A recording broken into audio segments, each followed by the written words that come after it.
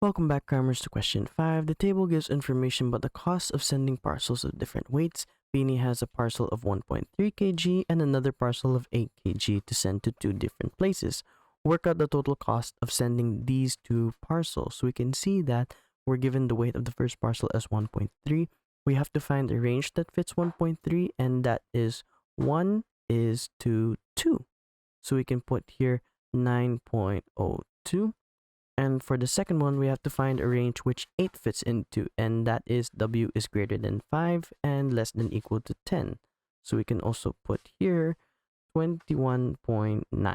When we combine these, we get 30.92 pounds. 30.92 pounds. Griffin sends 3 parcels each to different places. One of the parcels has a weight of 1.5 kg, another has the weight of 2.8 kg, but the third one is not given.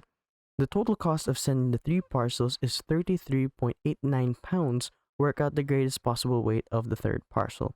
So we can see that 1.5 again is 9.02, and the other parcel is 2.8 kilograms, so that means it goes into a range which is W is greater than 2 but less than equal to 5.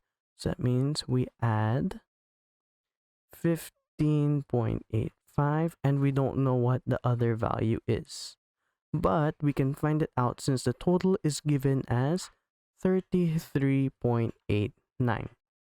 Now, if we combine these like terms and bring it to the other side, we can find that 9.02 plus 15.85 is just 24.87 plus x is equal to 33.89.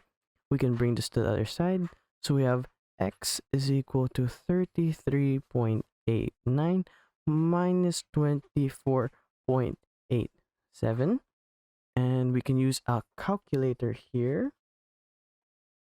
to find our answer, which is 33.89 minus 24.87.